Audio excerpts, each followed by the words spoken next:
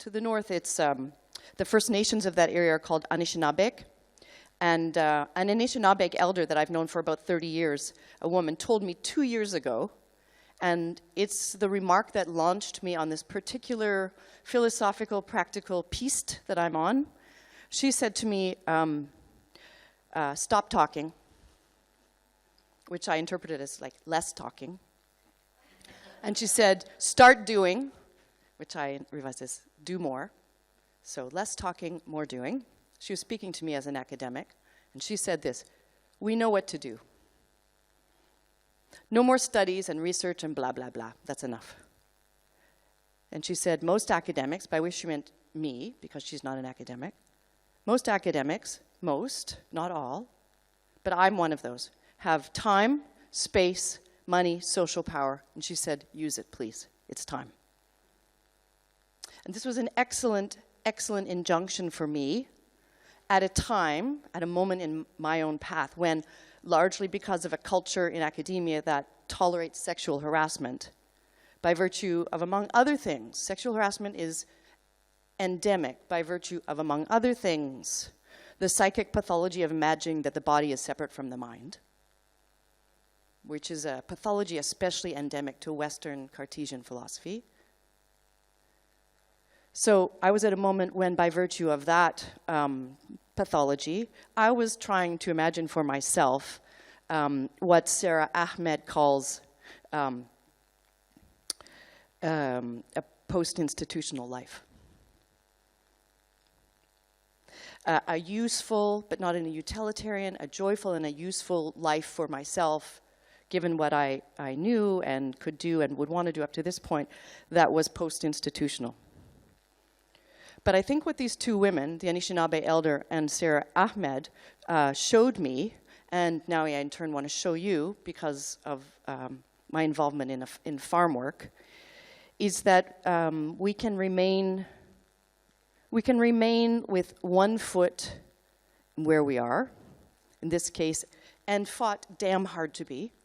I would like to say of my own story, I fought damn hard to be where I am, so I want to remain 1 foot there. It's a woman philosopher. And we can put another foot, I think this is a little dance move, into a marginal space or a marginal idea or a marginal demographic on our campuses. And then from that posture, act. And that's an action which, in my interpretation, has the capacity to re-enchant. And it's funny, Béné, I struggled with this word. I don't love the word re-enchant, but I've decided in my terrible French to interpret it as to be able to sing again. So a couple more preamble notes is I'm now a grandmother. You're going to see some really, really cute kids in this slideshow, and they're my grandkids. So I'm now a grandmother. Nokomus in Anishinaabe. And in Anishinaabe culture, when you're a grandmother, I don't know what it's like for grandfathers. It's a very gendered space. There's women's medicine, men's medicines, women's paths, men's paths. When you're a grandmother, this is not the moment to buy an RV and go to Arizona and golf. Though I confess I actually love RVs, and Arizona is really beautiful, and sometimes I like to golf. But in Anishinaabe culture, when you're a grandmother, when you're Nokomis, now it is the time, listen to my wording of this, now it's the time to put oneself into a position to be a change maker and to allow one's accumulated wisdoms and skills to be as shared as widely as they are needed, which is very different than like forcing yourself forward with a campaign. It's to position yourself so that one's skills can be taken up as they're needed. So I have 2 more short demands, and then I'll start to show you some more pictures. 2 more demands. First, that you will forgive me, and even vis-a-vis our last presentation, enjoy or find humorous my change of title, my change of mind that happened between the time I submitted my title and now. And it goes like this. The second thing that I'm asking you to, Bill, that I'm demanding of you, is that we consider stop using the word mental health. Or we used it in a much more nuanced way than it's currently being used. So, and I say that with a bit of a struggle, but it seems to me important to maybe put this out as a provocation. there does absolutely seem to be, as Robert Macfarlane points out, a massive contemporary anxiety. But I want to say it isn't just ours, meaning it's not just human. And it's not just something of the mind. So from a highly theoretical point of view, that's, as a philosopher, I'm a Spinozist.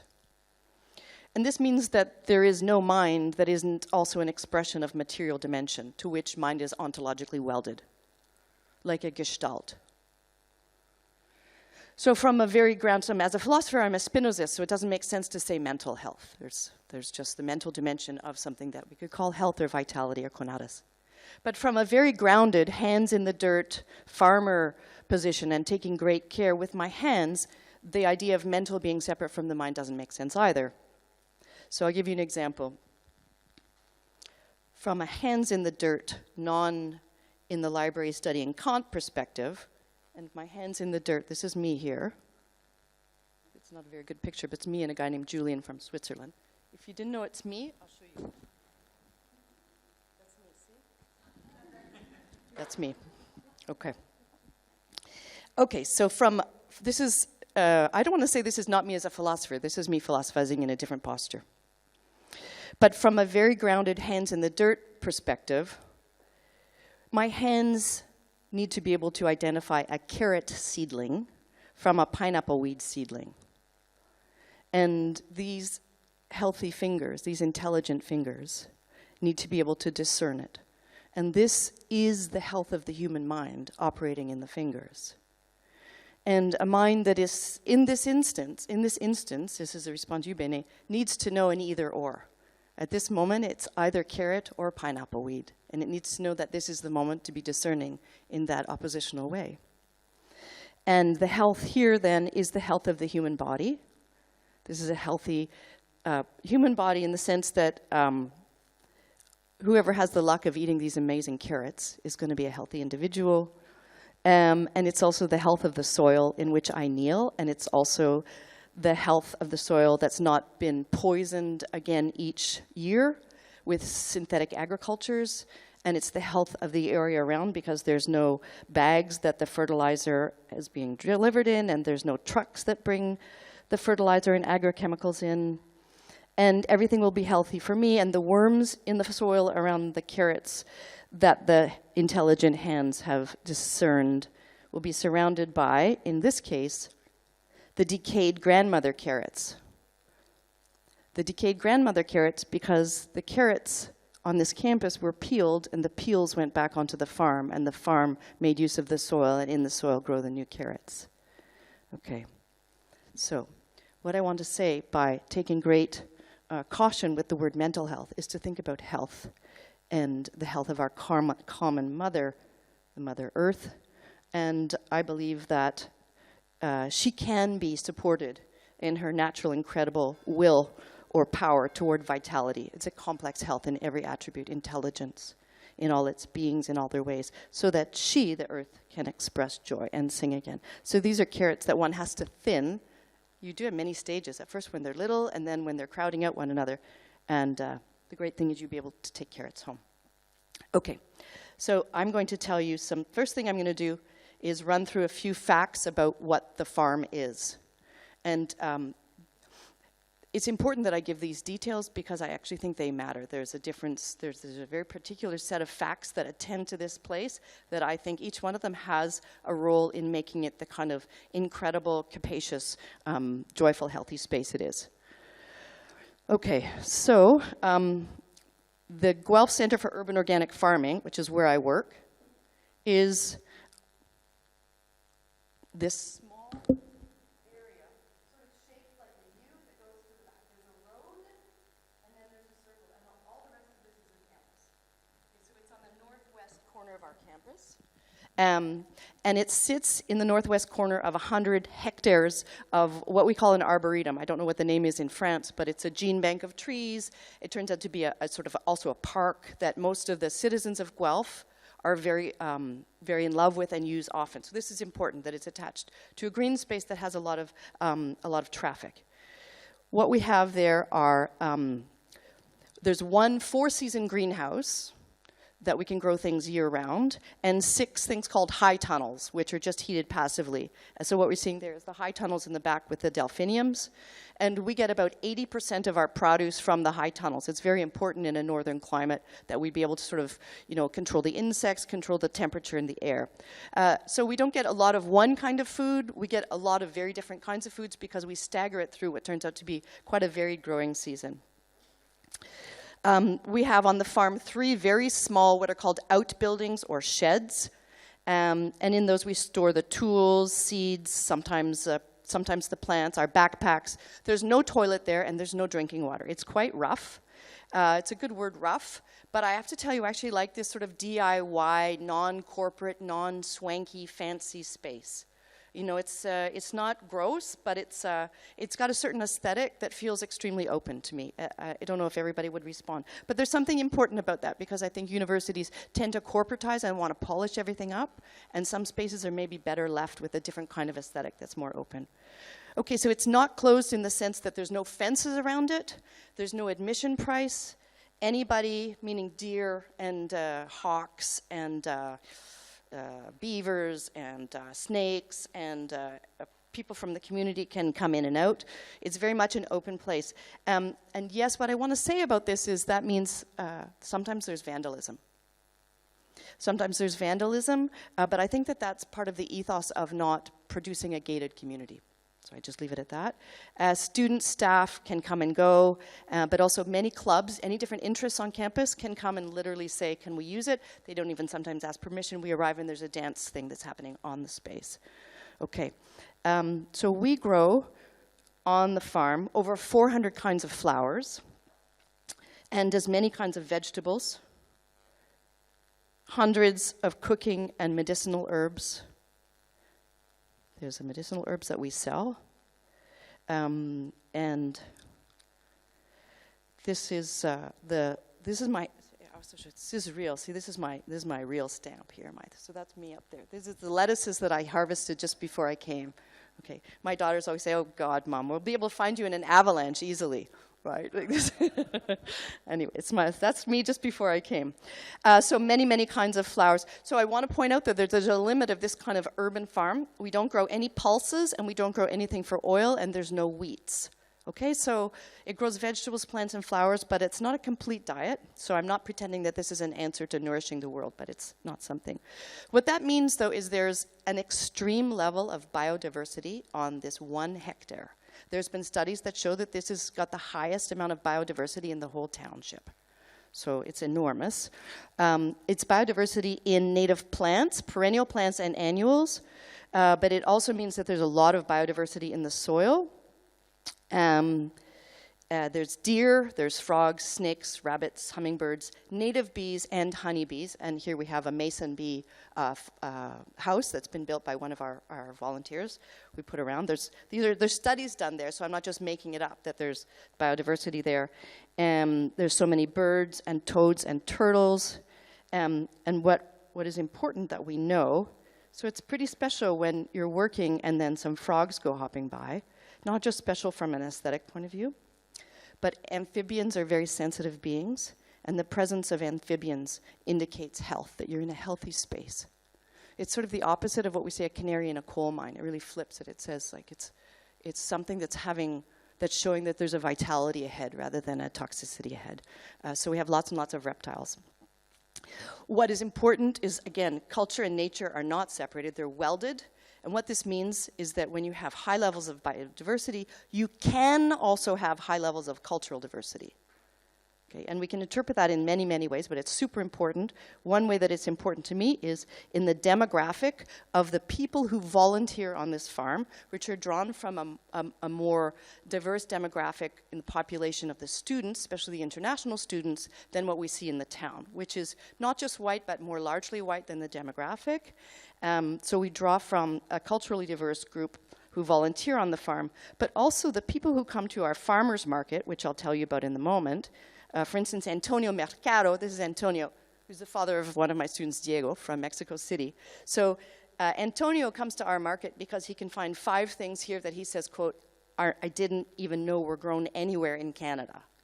let alone that they're organic, certified organic, let alone that they're affordable. So we have lots and lots of people in our city. Our city is 100,000, lots of Eritreans, lots of Somalis, lots of Syrians recently, now Colombians that are coming in, waves of different kinds of people with a desire for certain kinds of herbs and foods. Southeast Asians come and they buy all our bitter melons and papelo. And so we learn too about cultural diversity, and we say, what would you like grown? Is there something that you can't find in the markets or that you can find but you simply can't afford? And our joke on the farm is, this is not the $8 tomato place, because you can get an $8 tomato in town. Seriously. Okay, so cultural diversity and biodiversity can be welded together. Institutional structure, I wanted to tell you about. So some people are interested in institutional structure. It's important. What's the institutional structure of this place? Is embedded within a single college in the university. The university has 7 colleges. It's embedded in the agriculture college. And in the agriculture college, it's overseen by the Department of Plant Agriculture. This is a mistake. I'll keep going. Financial structure, terribly precarious. There have been 0 contributions to the farm in the last 2 years from the college or from the department.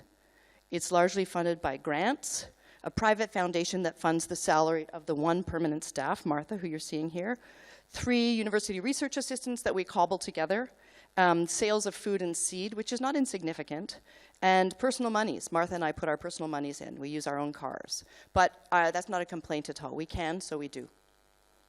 But it's precarious. And this has been very dangerous for the farm and a political space like this that I'd be happy to talk about later. There's only 1 person who has a permanent staff, and this is this amazing person you're seeing right now. Her name's Martha Gay-Scroggins. She's on contract. She's renewed every year. She doesn't know until March whether she has another contract. It's a very precarious employment, and this is also a mistake. So if you have such a farm on your campus, there needs to be somebody who is absolutely honored by given a full-time position of overseeing the 12-month-a-year job that it is to run agriculture well. It's just as much a commitment as anything else. Okay, I'll say a few things about my role on the farm. Okay. It's varied, as you can imagine. First, I'm a volunteer. I submitted myself in the spirit of get going, get acting, do something. I submitted myself as a volunteer, and I'm actually apprenticing under Martha, who knows a million times more than anybody. She really is a kind of elder and a knowledge keeper, even though she doesn't identify as an Aboriginal person, but she really does have that kind of incredible depth of wisdom. I'm also doing some of my institutional service there. So in my distribution of effort, which is my contract with the university, there's a service component. We can sit on blah, blah committees, or that blah, blah committee, or that one over there, blah, blah. That works for very many people, but I've decided to actually do service on the farm. I also do my teaching there now. I have my graduate courses. We have them in the greenhouses. And there's one of my graduate courses. I do my philosophical research there, a kind of autoethnography, but I've been writing for 10 years on Deleuzean notion of becoming plant, and this is a very good way to actually test the hypothesis and learn more things that open up new questions. I'm a gleaner, and I teach people about gleaning. It was Jesse who said, how do we know what's healthy and what's toxic? One answer is you have to learn. And so you apprentice with somebody who knows what to put in your mouth and what not to put in your mouth. So I often teach people about gleaning. I teach people how to interact properly with the different plants, because it requires a different kind of intelligence in your reach and your posture and your stretch. So here's a super cute human being. This is my grandson, Cade. Look how carefully he's carrying the raspberries. It's quite beautiful to me. And then here's me having collected a bunch of raspberries, and then we set up many barter situations. I'm going to underline barter situations with local businesses, small businesses. So this is a bakery that's a small Polestar bakery, and I've written a note to them thanking them for looking after our raspberries. And then there's a sequence here. And then, okay. And here's a good one. My graduate student will kill me, but when I have my graduate student office hours, I often have them on the farm, and I lure them there with raspberry pie. It works. It's very good. What else do I do? I'm also a kind of composter activism. This is an example. So I'm not trying to show myself here. I'm saying, let's wake up, act. You can act. This is a conference, a big exposition that we had on organic growing in the province. And I noticed that the coffee place, which was bragging about having 100% ethically sourced organic coffee, didn't have a composter to put the grounds. So I said, okay, shit, there's a little link has been dropped. I've got to find a composter. You find one, it takes you 5 minutes, and you just make the links because you know how to do it. Otherwise, for me, I don't know about you, I go to sleep thinking, God, we're such stupid hypocrites. We're talking about compost, and we're throwing our coffee grounds in the garbage. I do all sorts of like nutty activism. We had a referendum to save the farm and save the bees, so voila. This is just things I like. This is me as a philosopher talking about environmental ethics. All right. And of course, I wanted to add this. Something else is that I'm a consumer. So what's my job? What's our role? I'm a consumer. We all eat. So I think it's my moral responsibility to eat and feed as well as I'm able to. Let's put it that way. People are in different positions, to each according to his means. So, and that just doesn't just mean to me to feed my family and my kin, which are not always my blood people, but it means to feed the soil as well. Okay. Okay, so how am I, Noémie? Okay, it's perfect. So I want to make a few distinctions, and I'd be really interested in following up with the various people who've talked about different projects that are like and yet interestingly different from this. It's not an allotment garden. So it's not a place where different community members have their own little place, and then they can have their own autonomy, and they can decorate their shed, like you see in Helsinki or which are beautiful, amazing spaces. It's not that. Its power structure is that it's actually overseen by this woman, but it's quite a flat democracy. People who arrive say, hi, I'm Lee. I've never worked before on a farm. And she'll watch you for a while and then say, okay, Lee, do you want to do the raspberries or do you want to go put some hay over there? And then you become your own kind of little boss. If you don't know what you're doing, you can kind of cling to one of us. But it's got quite a flat demographic structure. But I want to say there's a hierarchy there. It's a nested hierarchy, but it's a kind of system that feels to me like it wouldn't work if it lacked any kind of leadership, or if there were a bunch of small collectives. So it's possible to have a very functional, what's called in systems theory, a flat nested hierarchy. Okay? There's no cows, no horses, no pigs, no chickens. It's not cash crops at all. It doesn't run a CSA. In Canada, CSA means those boxes of vegetables that you buy every year or every month. What do you call it here, Benny? Because it's not a profit-driven space. This is very important. We're not competing with other organic growers around. We're on a university campus, and so we have this amazing privilege of not having to be profit-driven and working within a capital framework. We don't have to accumulate, which has been a mixed blessing because then we're shown to not be profitable and then we're at danger of being cut from the university. But it does mean that we have a lot of room for saying, here, do you want some kohlrabi? Oh, here you want, you need this, and you come here, and all the volunteers go home with backpacks absolutely packed with food. What it is, it's a single farm with a single visionary who has massive experience, which, growing food is a skill, it's an art that requires conviction and incredible determination. Just like if you were going to be a star in the NBA, you've got to put hours and hours and hours in. It's like that. So there are people who will do that. And if you're going to run something like this, you have to find and procure and love somebody who does that. So we've got somebody there in Martha. It's run by, it's a fairly flat volunteer system. It's run almost entirely, if there's only one staff, it's run by volunteers. But you see, if it's on a university campus, you have real access to a big body of volunteers. Students who are tired of going to the library, they want to be outdoors. They want to learn something. They're maybe in my class and they want to come and hang out a bit, or I say come and do a workshop there. So to run a place like this, you need people. People need to show up because there's constant work to do. So here's some pictures of, this is a typical, it's a bit fuzzy, but this is typical. We all have to go into one area and do some work, okay? Let me see what else. We have one small tractor. What does that matter? It really matters because most of the work we do is by hand, and that means you need lots of people and lots of hands. And the reason why we do most things by hand is because we love the soil. We love the soil so much we don't even walk on it. We don't drive on it. We have like this incredible, it's sacred to us. It's such a sacred place that to be there is to, it would be a kind of like a real dishonor to the soil to walk across it, let alone to drive on it. So it is a lot of work, but has this incredible sort of ritualistic joy for me to be able to just use my hands and my feet to do the work. And Martha, sometimes she says, I just don't believe in what I'm doing, but then I stop and I get off the car and I walk onto a agricultural place, like a chemical farm that's been growing soybeans for 100 years, and I put my hand in the dirt and it doesn't go in, and it's kind of dead. But here, the paths have been in the same place for 11 years now, and you can put your arm at any time right up to your armpit. So it's this like alive, warm, embracing, incredible experience. Sometimes my students come and they just want to touch the soil. Touch an alive soil, not just any soil. Okay, a couple of things left. We have a really incredible system, and this is again a campus possibility, is all the organic waste from the kitchens and the coffee shops around campus come to the farm. All of it. So 4 times a day we have something like this, which is the group, again, volunteers who collect the compost. We grow the food. Then on Fridays, the food truck comes and picks it up. We sell it at cost, right back to them.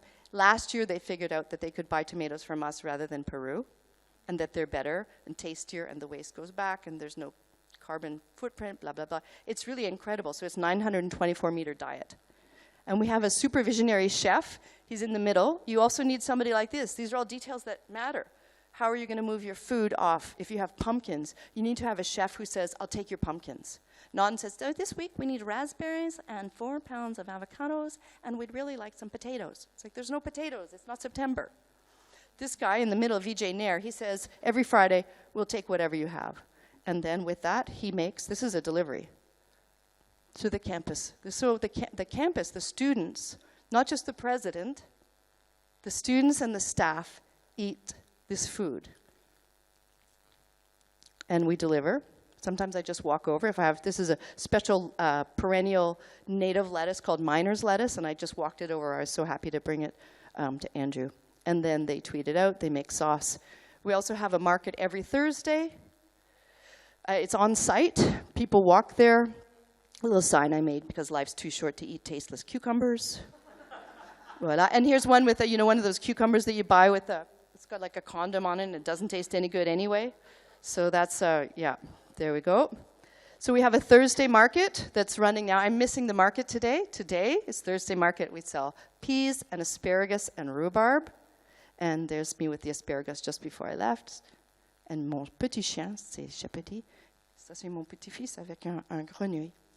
Okay, so there's some overview. I'm just going to now take 5 minutes. It's okay? 2 minutes to just tell you a few things. So there's their details. It's not insignificant. Each one of those was offered to you because there's something about it that's unique and singular, and I think necessary but not sufficient conditions for this beautiful joy machine.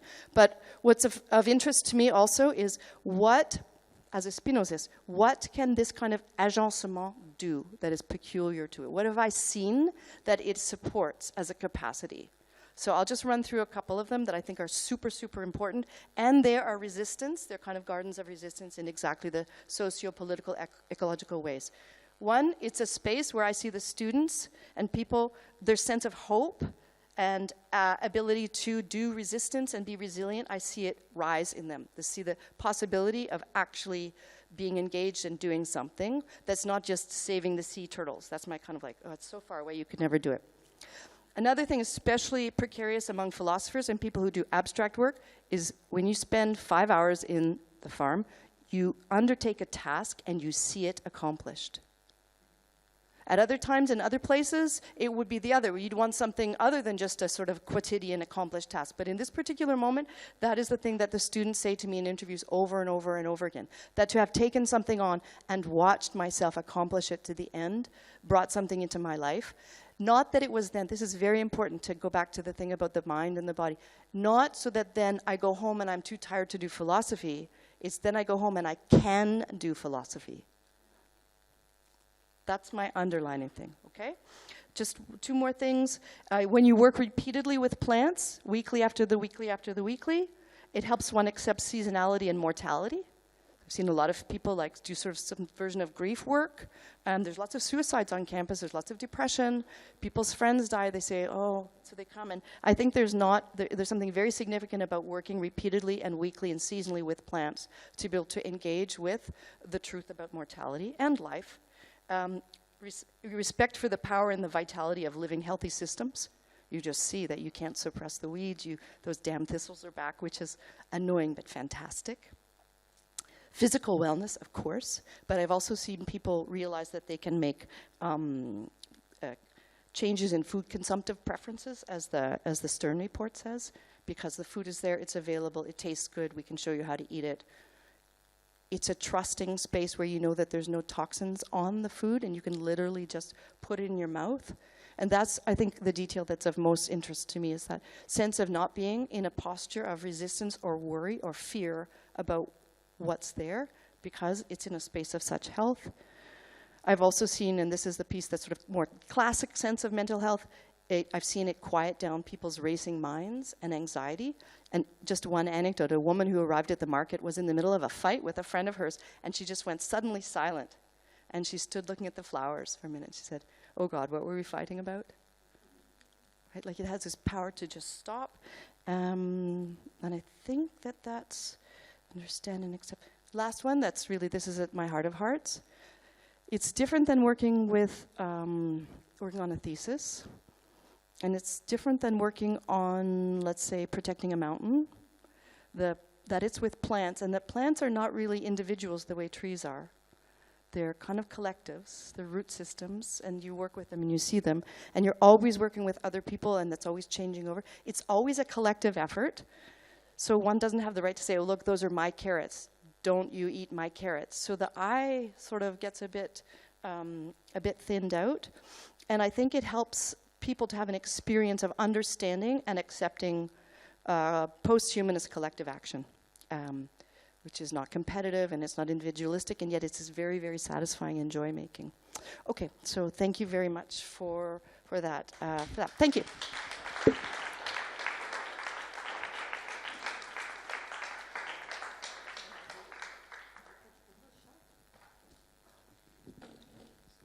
Okay, so as I mentioned in the opening, we will be having questions and answers about Karen's talk right away.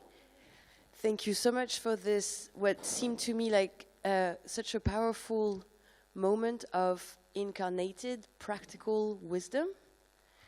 Thank you very much. Are there any questions for Karen? There's another one. Oh yeah, there's two. That's right. My question is when I can join you in Guelph. Wednesdays and Thursdays, 9 till 5. All right. Yes, it's. I think that you just gave us. You throw us a rope, and we have to catch it because. You can knock at President's door at Chapel Hill. You have me down, and we'll have this talk. No, but I think that this was one of the most empowering and creative and ironical, constructively ironical talk I ever listened to, because you are giving us a recipe for living and dying well. Yes. And this is absolutely important, for creating coalitions, for extending our work into the future, which not always happens with our books. And I think that this can be very well a starting point for a long conversation. Perhaps a slow one, because these things don't happen overnight, as you say. And I thank you. I think that we should definitely join you and the group in Guelph in a way. Let's try to take advantage of the technology, whatever we have. And thank you. Thank you. Have great lasagna, I promise. Veggie lasagna. Yep, there's no cow. This is all vegetarian. I forgot to mention that.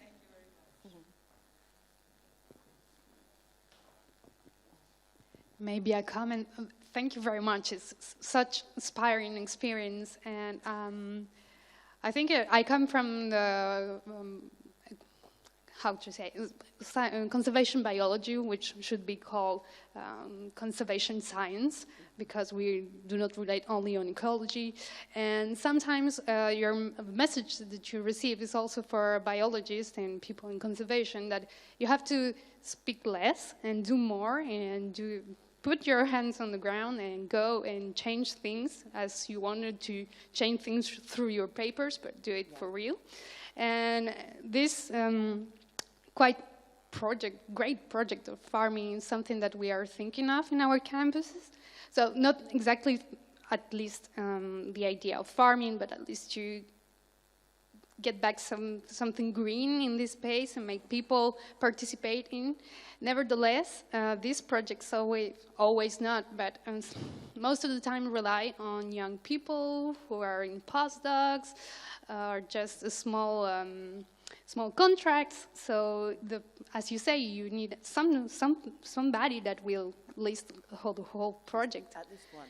So at least one person which is involved. So how can we go into these academics that they are so good in their positions that they don't want to change things, or maybe no, because they exist, and sometimes you want to speak with them and it's impossible to get through projects, and you are just passing by. I mean myself, passing by university, but they are still there. How to engage those people in this kind of project? Through food. Everybody has to eat, and people really appreciate good. So the point about a transient population is important, but like I said about the seasons of growing, we don't just grow 4 things for a long time, just like we don't have one job all our life anymore. We have many things for a long time, and so you have to build in your volunteer expectations around that. People can come for 1 hour, and it's still great. You still make a big contribution. We have between 500 and 600 people a year who volunteer, and people who repeat. Often it's postdocs who come back and say, you know, we put signs up in the library. Do you want to come and work on the farm? Do you want to come and eat lunch with us on the farm? It's 900 meters that way. We sometimes bring the market into the middle of the farm so that people see where it is. We paint carrots on the sidewalk so that they know where it is. I didn't talk about an art project I have that Mathieu's going to be involved with, that the fine art people get involved. We're putting a piano on the farm. Like, you just go into the entire space and you say, come to the farm. It's good for anthropologists. Come for the farm. It's good for cats. Come to the farm. It's good for painting. It's for everybody. This is kind of related to part explanation of why I said putting it at agriculture is a mistake. It's not an agricultural space anymore. It's something else. I'm not even sure about calling it a farm. But when they call it a garden, it threatens it because gardens look like just like a diorama in the background that makes things pretty. It's not what it is either. So I insist on calling it a farm against the garden bit, but it's not quite a farm either. So, and I can't say agencement either. That's going to not work. So help me come with a good name that will show everybody it's a welcome space for whatever they need.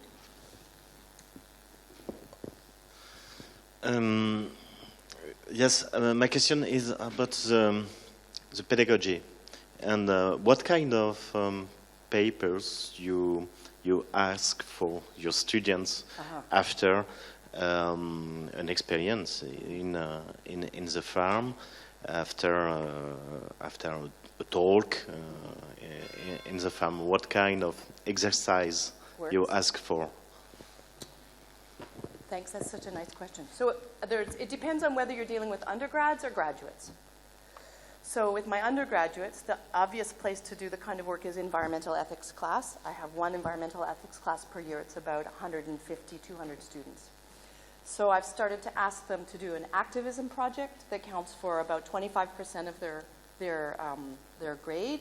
It doesn't have to be on the farm, but I bring them there to show them sort of a scale that is really appropriate for them, that they can do in 3 months. They can see a change in 3 months, and that it pertains to their local space. So even though 50 of them will say, I want to save the sea turtles, I say, okay, no. We're going to go for a walk, and I'll show you that it would be great if we had unbleached coffee filters rather than bleached coffee filters, you know, just to get their sense of what the scale is. And then with the activist projects, then they have to give a report of their process. What they wanted to do, what blocks they ran into, what didn't work, what did work, not the outcome. So that works with the undergraduates, and that's in addition to, like, say, a classical paper and seminar work, all of that. Okay, so this process is about discovery and being open to discovering. And then with the graduate students, I'm working now in post-humanist ethics, largely on plants. And so remember when the disability movement had this phrase, it said, nothing about us without us? So I found that to be exactly true. You can't talk about plants if you don't know what a plant is, or if you can't say, oh, well, for example, rosemary, but you could never identify a rosemary. So what I do is the graduate students, which can be between 6 and 12 in a seminar at Guelph, they have to come to the farm first. And we work for 2 hours together in the field. Okay? Then we have our topic of the week. So 1 week it was dignity, the possibility of the concept of dignity in the plant world. And so what was really great about that is that when we talked about, and we did a little tour of the farm. I remember we planted the garlic together, and then the frost had just hit, and there were a lot of blackened, like quite disgusting looking, damaged tomato plants. So we went and looked at those, and then there was another thing that had been broken by some kids. So we look at some plants, different plants, in which the imagination about, does this involve the concept of dignity? It's there, we share it. Then we go into the greenhouse, and we will have done a couple readings, some classical readings from political philosophy on dignity and posthumanism. But then all of our examples are there. We've seen them. We've shared them. We know. And then we eat them, which is pedagogically actually quite powerful, because we don't tend to eat our human kin, and the concept of dignity really attaches to humankind. And there's something interesting about prohibitions around eating and totemism and stuff, but does it apply to plants? We just talked about these tomatoes that seem undignified in their sort of slaughter, but now I'm giving you guys some of those same tomatoes. Anyway, so it's actually a very embodied pedagogical space, and so far I can get away with it. But I have a curriculum I can send you to if you're interested. You could do it at the zoo, I imagine. You could do, like, there's lots of places where you could bring it alive. There is time for another question. Okay. Karen, I thought that was great. Thank you very much. And it also kind of seems very timely because, I mean, just thinking about the stuff, sort of discovering the work of like Emanuele Coccia, who's at EHESS, doing stuff about the life of plants and so on at the moment. So just to hear that you've been doing this kind of for kind of so much longer, in fact, it's there. It's wonderful just to get that insight. And so I mean, I'm not necessarily thinking about kind of the theory side and so on, because there was something that you mentioned which struck me that you said we could come back to that later on, which was the political side. You sort of said, so you left that and said, maybe we can talk about that later. So, I mean, is that something you would like to talk about, or is that going to take us somewhere that's going to be... I mean that, I guess I'm going to say I'd rather not talk about that now. Okay. But if it's the case that you really do see a possibility for bringing this forward with your campus, whatever that is. So, for instance, Béné and I are going to go talk to the vice president on Monday, because there's something like a possibility here. Tuesday, voilà. So if that turns out to be something that you might bring forward, then I would want to tell you about what some of the political minefields were. Right. Yeah. Right? Maybe they will transfer to another institution, maybe not, but it turned out to be really important for us. Okay, so that's just a signal. It's like there's a landmine here. There's one here. Be careful. Be careful. Yeah. And if I may, I have a question as well. Thank you very much for your talk. It's very inspiring, and I am wondering how, if it's okay for you to share that, how are you perceived by other teachers who have tenure and who, in a sense, in my opinion, could be doing the same? Is there that sense of, I wonder how you are perceived in terms of your academic curriculum and that activity which is activism in itself in the workplace? Well, the honest answer is that except for, in our department, it could be different elsewhere, but I have taught at 4 different philosophy departments, and they tend to be quite, there's an antagonism against what is perceived as non-professional styles of conduct, whatever that is. I mean, even if I put poetry in or poetic language or a style in my presentations because it's got too much body in it, I think, or it's too much about the everyday, or there's a picture of my grandson in it, and that somehow chafes against the sense of an idea not having any place in time or history. I don't know. So it hasn't been that easy in philosophy, but I have to say, I mean, I don't care anymore. And that's really what, I think that's part of what Jan meant when she said you can do it. And so I haven't, in all of my years, with many different kinds of experience, I don't feel as though I have had an opportunity like this, that this sort of accidentally just arrived to me to work there. I feel like it's one of the most ethical spaces I've ever inhabited. And I want to do everything I can to continue to bring it to the, bring it to the world in different forms. So I sort of don't care. I sort of don't care. And I also try to ply my colleagues with delicious food constantly. The secretaries are great. The secretaries are always great. They are like, hey, can I buy some rhubarb from you? That's so cool. Have you got any asparagus? Thanks. And then the guy who studies Duns Scotus was looking at me like this. I had a big bag of asparagus, and he was looking at the dirt that was on the hallway. I thought, oh, I don't, whatever. So maybe 25 years ago, I really would have not done it or been pretty afraid, or my politicality would have had a lot more reserve, which I appreciate. But I'm at a place now where I can do this. I think I might ask for a transfer into agriculture, too. So this is another thing. Just because I really like transversal work, so what the hell is a philosopher going to do in plant agriculture? Okay, let's see. So that's something else. But I can do it now. Thank you very much.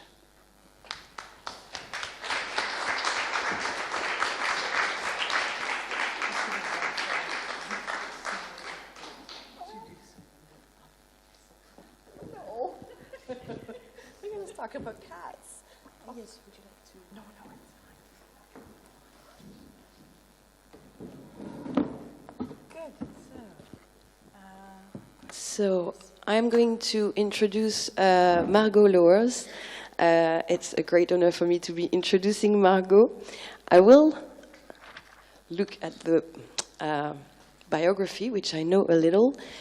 She holds a PhD in American literature and ecofeminism from the University of Perpignan, where she taught business English, English language, translation, and American civilization for the past 8 years. She's also an assistant editor for Ecozona, the European Journal of Literature, Culture, and Environment. And I have to say that she is the author of the first PhD dissertation in French dealing with contemporary ecofeminist literature and theory. And today she's going to tell us about a comparative study of 2 pieces of writing, one by Joy Smith-Aiken, entitled Solo's Journey, and the other by French writer Wajdi Mouahad, Anima. Thank you, Noémie. It's a bit impressive to have to start my own lecture after Karen's, because I'm sorry, it's going back to the books. So, but there is a concrete foundation in what you'll see behind me, because these are all mine. So this is one of the members of my tribe, and there will be many others, and some that have left and some that have stayed and just came passing through for a couple of minutes or a bit more. And so this is the very concrete link with my reality, and it's kind of representative of the way that I approach the literature that I've been trying to work on. So, seen as the human dwelling par excellence, urban environments are inhabited by a host of companion and wild other than human species. The first live there alongside the human families they belong to, and this is with quotes. The latter are drawn to the city by loss of habitat or easier access to human garbage and thus food. Countless insects, rodents, feral cats and dogs, and larger mammals such as bear, coyotes inhabit an environment which is still too often thought of as being exclusively human. As a consequence, the wild creatures taking up residence in our direct surroundings are often seen as pests by human communities and are hunted down to be displaced or disposed of. But what would an animal's view on city life be like? What would an account of life in or around cities be like if voiced, say, by a cockroach, a rat, a wolf, a dog, or a feral cat? Joyce Smith Aiken's Solo's Journey, which was published in '87 for the first time, and Wajdi Mouawad's Anima, which was published in France in 2012, offer possible answers to these questions. Now, the first one, and I've allowed myself to put the little small image that you don't completely see. This is a bit sad, but that's the first version of the book that I read, which is in Dutch. And so, well, it was very nice for me to find that image again, because I don't have the Dutch book anymore. I have the original English one now, and so it was kind of reminiscent of days past. So the first one is considered children's literature and recounts the story of an young orphaned feral kitten. The second one, Anima, is a thriller and a road novel which follows a man whose wife has been brutally murdered and who engages in a manhunt to find her murderer.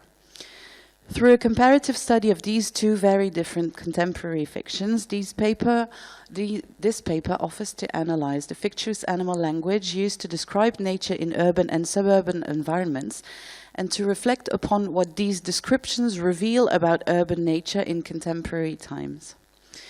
To conduct this analysis, my tools will draw from eco-critical and eco-feminist literary criticism rather than zoopoetics. It might not seem so at first, but this topic is actually a very eco-feminist one, given the way eco-feminists have criticized and documented the relationship between human and non-human animals in regard to power relations, which is really what is at stake when dealing with the urban wild. What's more, both books make for interesting case studies because they stray from the type of writings traditionally studied under the lens of eco-criticism.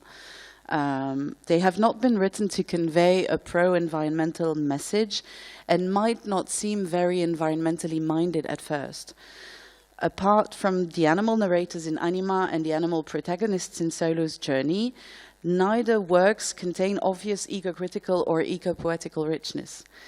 Their value lies more in how they illustrate that eco-poetic sensitivity is not interested solely with the natural environments, but opens up to the larger notion of oikos, and in how they deconstruct the nature-culture divide to produce a redefinition both of the wild, the savage, and of the human-animal relationships, which might enrich its reader's vision of nature in cities. As I have said, the two books under scrutiny here could hardly have been more different. Nevertheless, they have in common a decentering from the human, their structure as a Bildungsroman through which their protagonists attain closure. That closure would be freedom from human bondage for Solo and his companions, and revenge for Wajdepsh, Anima's protagonist, and their metafictional quality based on Federman's 1993 definition, in the sense that they are part of, and here I quote, the kind of fiction that constantly renews, not because it imitates reality, but because it exposes the fictionality of reality, end of quote. Although both books' description of urban environments by animals are alike in the way they dismiss the nature-culture divide, we will see that the general image depicted by both books is actually quite in contrast with what could be expected and the way that I presented both books. Now, Solo's Journey. Joyce Smith Aiken's Solo's Journey recounts the story of Solo, an orphan feral kitten, told in a third-person narrative from the feral cat's focal point of view. The story displays a culture proper to the feral cat community, complete with words unknown to humans and a glossary at the end reproduced here. The Quorum, that's the name of the feline society, and there's quite some analysis to be done on the choice of some words here as well, lives apart from but in close proximity to the humans they fear and avoid, but also depend on. The synopsis goes as follows. Solo, a brave and intelligent cat, grows to become the leader of the quorum when the owners, that's their name for humans, attempt to demolish their territory and threaten the lives of the cats themselves. It is left to Solo to lead them to safety. He must persuade them to abandon their homes and traditions and learn to survive in a new alien land. In fact, the whole feral feline culture develops around the owners. As you can see from the map on the slide, they live in the near vicinity of the human city. So you see it, I've put a red something so that it would be more visible. You have the town, and just on the vicinity of the town, you have the feral cat's territory. So they live very close by. It's really on the border of the city. They feed from what they call the keep, which is a very large container of human garbage, live alongside the wall and the grey rock, which is asphalt, and even the oral traditions according to which the feral society is organized, called the legends, evolve around things human, as shown in this quote. And this is Pixel, by the way. Solo sat alone in the clearing for some time, thinking of Spano's words about traps and poison. The legends told of such things, of horrible atrocities designed for killing. He knew that horrors like that did not exist naturally, but were created by the owners. And that brought Solo face to face with the great paradox. Everyone knew that feline existence was inextricably bound to owner culture, but the how and why of it were beyond him. These great and malevolent god beings were feared above all else, and yet the quorum itself was anchored to the periphery of their strange and incomprehensible world, seemingly without thought of leaving it. The city itself appears as a mysterious and threatening something, dangerous for the feral cats. As the quote shows, across the grey rock, 50 or so catlings from the Great Fence was a vast complex of owner dens known by the ferals as the dwelling. An uncountable number of owners and their young lived within its mysterious confines, and although none of them were outward now, Solo knew them to be magical creatures, wielders of unimaginable power, and able to control the very elements. Even now, he could see captured sunlight spilling out from open places in the dwelling walls.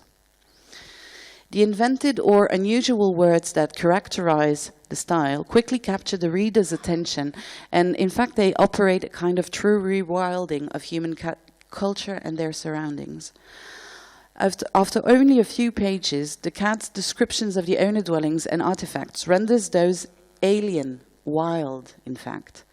As such, the nature-culture divide through which we traditionally approach our environment, as illustrated by the oxymoron that brought us together here, urban wildness, is transformed into some sort of a culture-culture divide, opposing the feral cats to the owners, while emphasizing the cat's inexplicable fascination on the one hand, and reinstating humans as overpowerful beings on the other, as shown in the previous quotes, in such terms as magical creatures, god beings, etc. Ultimately, the reader's empathy towards the feline society and its seemingly complex grounding into, albeit fictional, legends, traditions, and oral culture dissolves the divide between feline and human societies, thereby also abrogating the nature-culture divide as a whole. The cat's own awareness of the manner in which human culture has changed them, illustrated by the quote behind me, offers a very comprehensible understanding of how humans can affect and have affected other non-human animals' lives for the target audience, here children. I've put the whole quote behind me. I'm just going to use a little part of it. Now owners seem to feel that all felines should be dwelling creatures and persecute those of us who are free and feral. We will never be truly wild again. We're damaged in more ways that can be explained in one darkfall. One darkfall in their vocabulary is a night.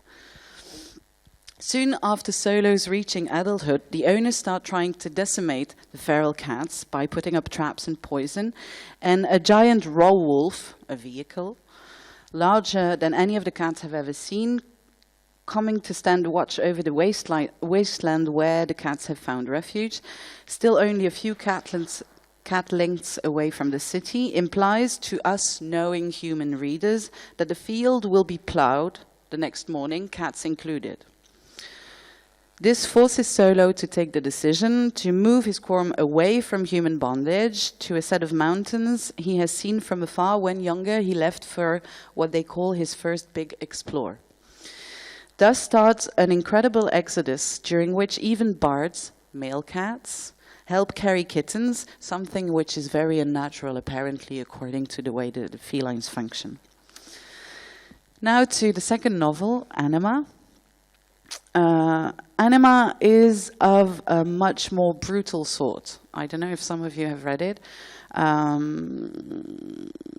A very brief synopsis. Following the atrocious murder of his wife Leonie, Wajdep starts tracking her murderer across Canada and the United States. The fact that the story is told by animals, many animals, gives it a very unusual dimension as a whole. Each chapter is told in a first-person narrative by a different animal who witnesses the described scene and is entitled in court according to the scientific name of the animal, of the narrator. This Latin title makes some animals difficult to identify. For example, when you start the chapter and you see Pandeon haliatus carolinensis, it's an osprey. Une sorte de rapace, en fait. While other narrators can immediately be identified, such as Canis lupus familiaris, which is a dog, Icus ferus caballus, horse. So no distinct order seems to dictate how the various narrators have been chosen during the first two parts of the book. For example, it starts with the protagonist's tame cat who recounts how his human finds his wife murdered. Then a sparrow, an owl, a squirrel, a monarch butterfly, a skunk, an ant, a boa constrictor, a chimp, etc., etc. These have been taken on our Perpignan University campus, by the way. So it's urban wild. You don't see it on the picture, but it is. Urban spaces are ever-present all through the narrative as the protagonist tracks the murderer, who's called Welton Wolfe Rooney, from city to city through a large part of the North American continent. The manner through which Mouawad has his animal narrators describe cities enables, as in Solo's journey, a diffusal of the nature-culture divide with which cities are traditionally depicted. The urban environment in Mouawad's Anima appears as being a place of habitat that many species have chosen to inhabit rather than a place they have been forced to adapt to. The narratorial position of the animals reinstates the city as being part of nature. At first, this rewriting of the urban space as a natural wild biotope is brought about simply by the author's ability in choosing animal narrators that we, urban dwellers, have learned to no longer see or pay attention to, like this magpie, for example. In doing so, Mouawad puts the emphasis on the shift that is necessary in terms of environmental awareness, as theorized by Nathalie Blanc in 2015, when she states that since these animals will no longer be kept at a distance, we must begin to think in terms of co-presence. End of quote. Accordingly, on the windowsill of Wash hospital room, shortly after his wife's death, it is the sparrows that stand guard over him and who, by their narrative style, transform the city into an age-old global community. By saying this, c'est un bâtiment entouré d'un jardin où vit une importante communauté d'arbres avec lesquels nos ancêtres entretenaient, déjà à l'époque où cette ville n'était qu'une immense et profonde forêt, une relation amicale et pacifique. Dès les premières lueurs, nous nous jetons en nuée sur les arbres du jardin, lançant des cris stridents pour rappeler que l'ensemble de ce territoire nous appartient. By the diversity of chosen narrators, so you have cockroaches, rats, flies, cats, dogs, pigeons, sparrows, butterflies, bees, ladybugs, etc., etc., the author annihilates, yeah, I've done a bit too much organizing to be thinking properly. The dichotomies between what Nathalie Blanc calls wanted and unwanted nature. The total absence of hierarchy that exists in their order of appearance renders them all equals in terms of narrative importance. This allows the author to reaffirm the membership and participation of pests in the human and urban community. And this is Nathalie Blanc again. Animals have their own geographies with certain species associated with certain places or territories. But these areas are often those that have been neglected by humans and become the margins of the urban environment. This is the case of the space under sinks, where cockroaches find refuge. By endowing a rat or a cockroach with the narratorship of his story, and by giving them as much importance as, say, a domestic chimpanzee, a dog, which are all valued and desired representatives of a former wildness, or even a human being, Mouawad makes them visible and invalidates their status as pests, illustrating that it now becomes important to see how we go from thinking in terms of unwanted and wanted nature to appreciating the beauty of nature that has adapted to the contingencies of city life. Through his weaving together of animal testimonies, a nature appears that encompasses what is traditionally excluded from it. That is to say, the urban architecture as a whole, far beyond the mere parks, gardens, balconies, and thus far beyond the desired and controlled forms of nature. The following description, of which the narrator is a brown rat living in a restaurant, illustrate this reappropriation of the urban environment as a natural and animal-friendly place. Ils se sont appuyés contre le mur, et j'ai senti leurs pieds se poser sur le rebord du radiateur électrique, fixé à même la plinthe, et derrière lequel je me tiens caché. Je suis toujours là, entre le mur et le radiateur. Le plâtre est poreux. Il nous a suffi de peu d'efforts pour en venir à bout. Nous avons réussi à déjouer tous les pièges qui nous ont été tendus. Nous avons creusé des galeries en dessous de celles que nous avions creusées et où les humains ont posé leurs appâts et leurs poisons. Nous avons même sacrifié quelques-uns des nôtres, des rats âgés portés volontaires vers la mort, pour leur faire croire à l'efficacité de la procédure. By granting such agency and cunning survival strategies, however fictitious they may be, to the animal population that share our cities, Mouawad moves away from the usual image of the animals that suffer to survive in the human city. Thus, Mouawad reaffirms the agentivity of animals, even those invisible to a large number of humans, within an urban environment, rewritten here as being an integral part of nature. L'architecture de la ville et la prospérité de ses habitants attirent au fil des saisons diverses races venues ici dans l'espoir de sauvegarder leurs espèces, the sparrow explains at the beginning of the book. Cities thus appear as being attractive and hopeful places for certain animal breeds. Here we are confronted with a vision of the urban environment that contradicts the traditional image that sees it as a hostile place for animal population. The way in which the architecture and the urban environment are described therefore participates in a natural reinvestment of human cities by wild critters and diminishes the conceptual dichotomy between the nature we desire and the nature we fear or find disgusting.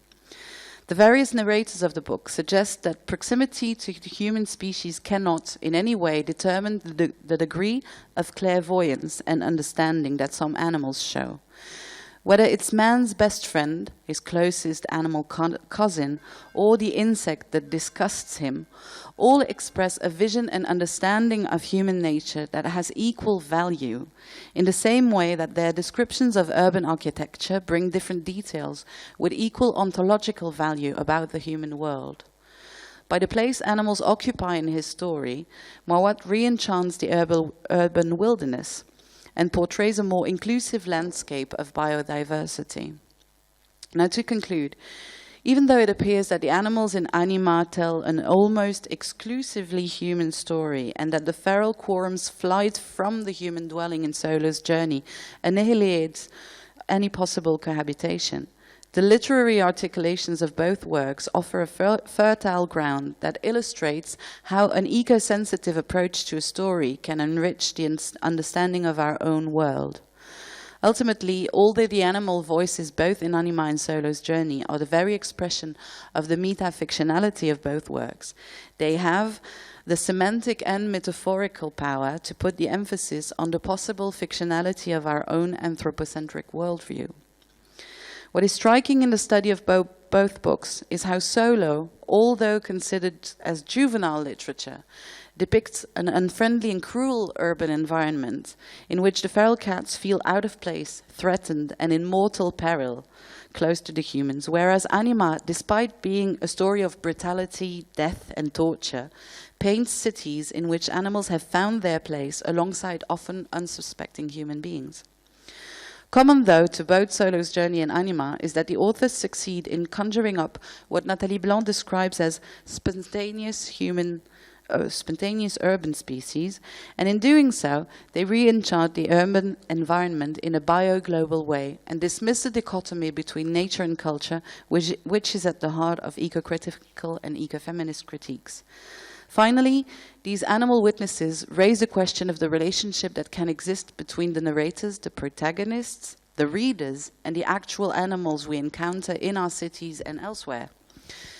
According to Robert Harvey in Witnessness, Beckett, Dante Levy, and the Foundations of Responsibility, an empathic bridge between two beings, an intersubjective movement, is established through the act of witnessing. Moreover, beyond the observers of the scene, what is recounted in the books allows the reader to become a witness himself or herself, establishing a sense of allocentrism. He says, reading enables us to become witnesses by proxy. To read is, therefore, to empathize. Accordingly, if there is but the slightest chance that these fictitious stories might influence the way we humans look at our concrete surroundings, and that they may re-enchant and renew our gaze on the myriad of creatures we forget or fail to acknowledge within our urban settings on a daily basis, is it not our duty to forage within this literature in the hope of finding ways to reimagine different futures? I think it is. Thank you for your attention.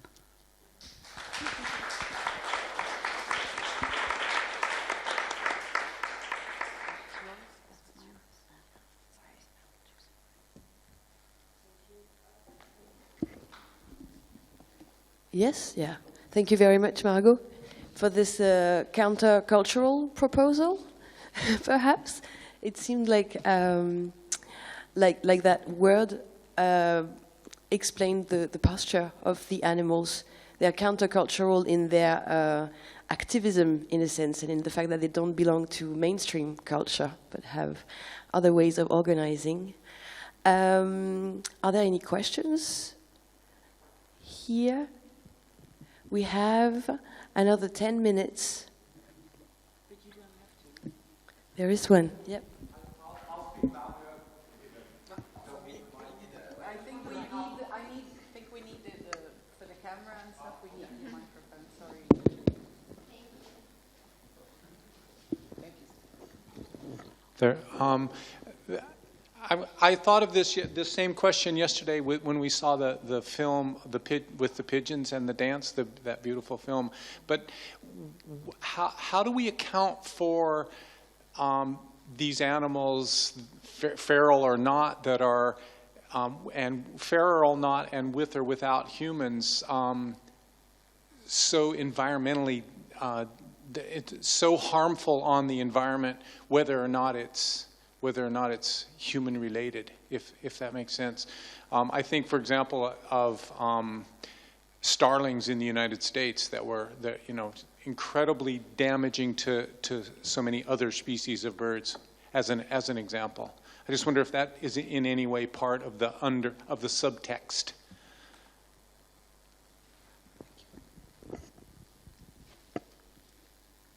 I don't think that it's present very much in the subtext of Anima. However, it is at a certain point, now that I'm thinking about it, when it's the domestic chimpanzee who's starting to tell part of his story and explaining what he is witnessing. There is a story of displacement and of empathy of the chimp towards the human being he is looking at. And at a certain point, he says something which can raise the kind of question that you are raising, in saying that that he sees in that human's eyes, he saw his Africa. So you have that feeling of displacement and of what the chimp has gone through, being taken away out of the African forest and brought to America to be a pet. So that is, in Anima, the closest that I would come to such questions. In Solo's journey, however, it's much more present.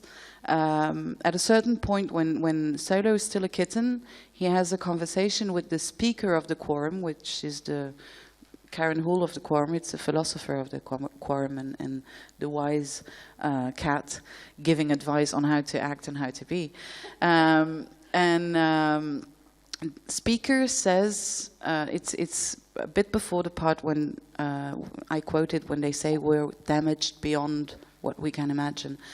And he recounts how from Shamalat, the supposedly first cat that was brought into a human dwelling, and that after a while accepted the easiness of his existence there, how they changed and how their senses changed and what it has done to the environment as well. It's touched upon, but it would take me a second reading with really that question in mind to see if I can find more, because it's not something that I was looking for, but it's very interesting, and I think I will have that second reading to see if I can find a better answer than this one. Thank you, Lee.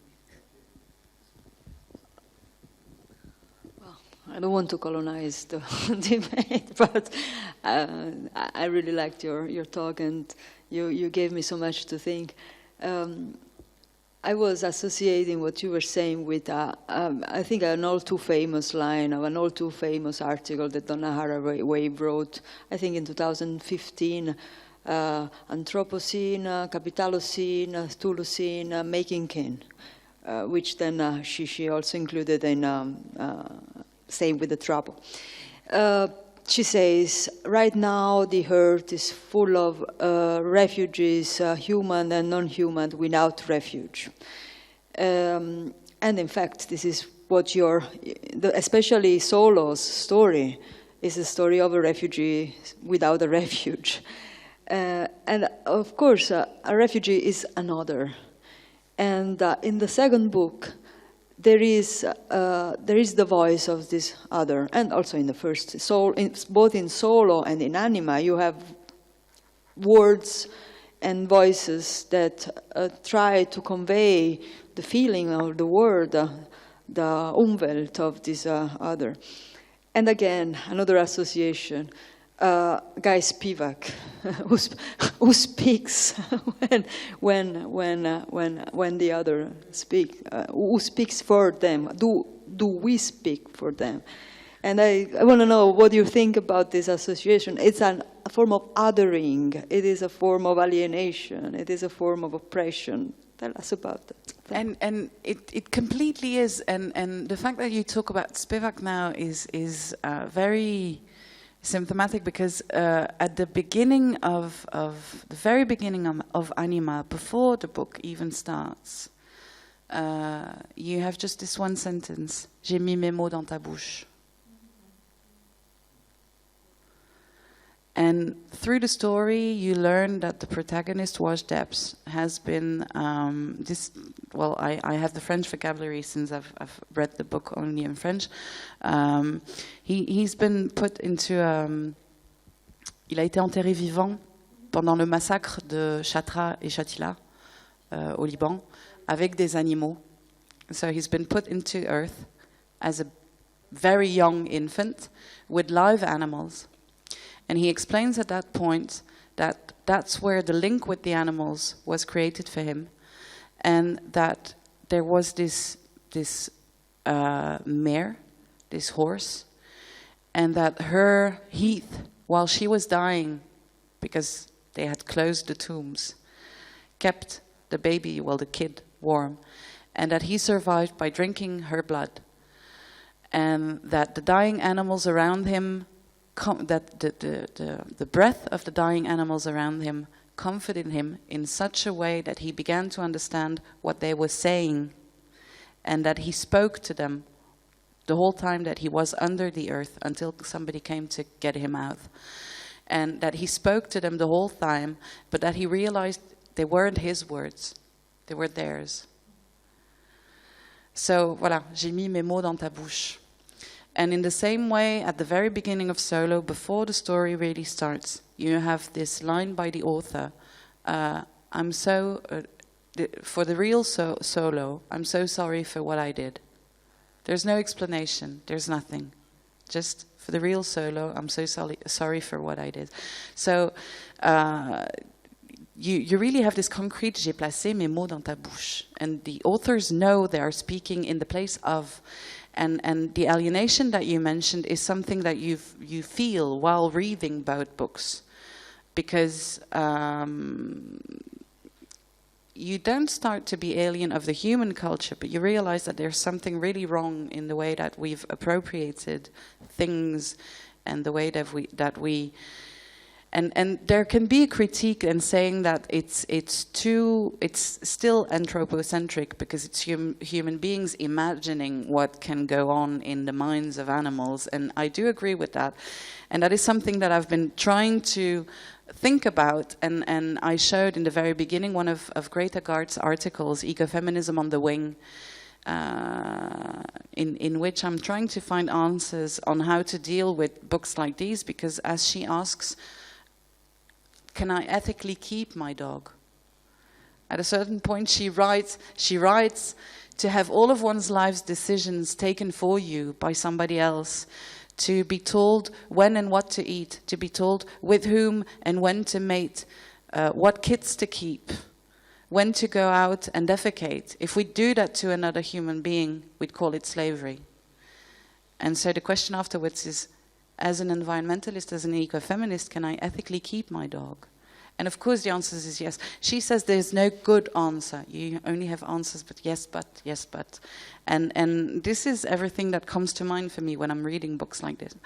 And I think that, well, especially with Solo, because you wouldn't put anima in a child's hands. You couldn't put anima in a child's hands.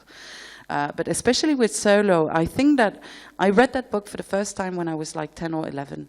And I think that it profoundly changed the way that I approached cats. It really did. So it can affect the way you see, visualize, imagine the world and your place in it.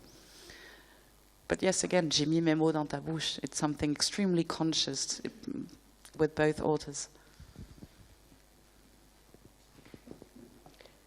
There is time for one more question. Oh, there you are. Margot, I thought that was great. Thank you very much. Just the comparative reading, because I have to admit I don't know the Solo text. I only know the Muawad, and it's that I want to ask about, if that's okay. Because so the perspective that I've come across it before is through zoopoetics, and I know you said you weren't necessarily wanting to talk about things through zoopoetics. So the thing that I have in mind though is so. I came across it through an article that was written by a collaborator, Julien Weber, who did this piece, which is about the novel and about composer avec les animaux. And obviously, you've mentioned Nathalie's work, and indeed, thinking about her stuff, which goes back to, like early 2000s with Les Animaux et la Ville, and so on. So I was wondering about whether there's something to talk about in that in that moment there, where if there's something about that avec, so in that space, which is like sort of the between space, the with space, and sort of because you're talking about the ethical side of it, and sort of this moment of, can you keep a dog? Can you keep an animal? How should we relate to the pigeons? How should we relate to it, and so on. So, it was just to sort of say, was there? So, is it sort of like a being with? Is it a being alongside? Is it a being? Just a sense of how you see that as a. I suppose this is veering very quickly into sort of like philosophical, ethical territory, but it's just, that seems to be what you're raising. I think that's part of the richness of the paper. It has that to it. Yeah. I think that if I have to choose a term, I might stick with being in the world, and really trying to be conscious of the fact that the world implies cockroaches and ants. And okay, it's not always nice if you're tending a garden to see that ants have built holes there and holes there, but they're there for a reason. They are there for a reason, and like you said, with the richness of the soil, and the aliveness of the soil, and I have a small garden, which is full of plants, and it's not very organized. And everyone just lives there, and both pests, and they just have a right to be there, and so that's the kind of. I don't know if it's being with, in both books, what I thought about when you were asking the question, formulating the question, is that it seems as though the animals in the books have already understood that they had a way of being with humans, that humans had maybe not yet discovered completely. And that makes me think of this passage in Anima. It's an American Staffordshire who starts a chapter, so a domestic dog. And the beginning goes like this, it's « L'humain est un corridor étroit, il faut accepter de s'y engouffrer, sentir les odeurs des animaux morts, etc., etc. Et arriver à l'enfant qui pleure au bout du corridor. Chaque humain cherche son enfant. Un chien sait cela, et c'est pour ça que son affection envers l'humain est infinie. » So I think that, however, it's fiction, okay. J'ai placé mes mots dans ta bouche. We completely agree on that. But I think that there might be something to learn from seeing stuff like that. Like, okay, if we transpose that to the way we relate to a pigeon, to a cockroach, to anything, to a plant, to a tomato, what does that mean for us personally? So I don't know if I've answered the question completely. Good. It's a beautiful quote from Roberto Marchesini, the philosopher and zoologist that I was also quoting yesterday at the performance. He says that the dog is the childhood's friend of humankind. And I think that's because they sort of called each other away from the shadow. And yes, it is time. Thank you very much for being such beautifully incarnated minds. Thank you very much. Can we give another final round of applause to Margot Lauwers and Karen Houle? Thank you very much.